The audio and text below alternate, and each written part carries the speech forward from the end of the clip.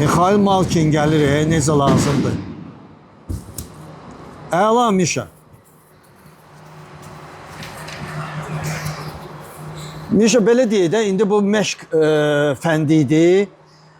Bu belə fəndləri gündə hər məşqdə neçə dəfə eləmək lazımdır ki, maşallah 3 qat dünya çempionu olasan. Bu hərəkəti mən necə deyim, bədən qızışdırmaq kimi eləyirəm, istifadə eləyirəm. Bunu 1-2 dəfə icra eləyirəm, ondan sonra keçirəm daha da bir çətin hərəkətlərə. Keçirəm birinci hərəkətimə, ikinci hərəkətimə.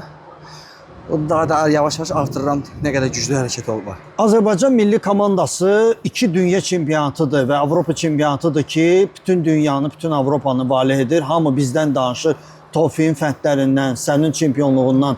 Bəs bunun qüvvəsi nədədir ki, Azərbaycan komandası bu cür güclüdür və bütün dünyayı səs salır? Belə deyə bilərəm ki, çünki bizim komandamız çox güclüdür. Bir-birimizə baxırıq, adamın istəyi artır məşq eləməyə. Daha da hər gündən nəsə bir təzə bir çətin hərəkət eləmək istəyirik. Ona görə ki, yəni demək olar ki, formada qalırıq. Ona görə də bir-birimizə komandada dəstək oluruq. Ona görə motivasiya veririk bir-birimizə. Ona görə yəni həvəsimiz artır. Kimizə nəsə olmur məşq eləməyə, gəlirik, kömək eləyirik komanda yoldaşımıza. O da yəni durur bizim ardımızda gəlir.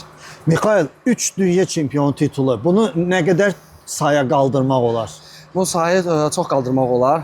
Amma mənim məqsədim çoxdur. Ona görə nə qədər keçsə o qədər yaxşıdır.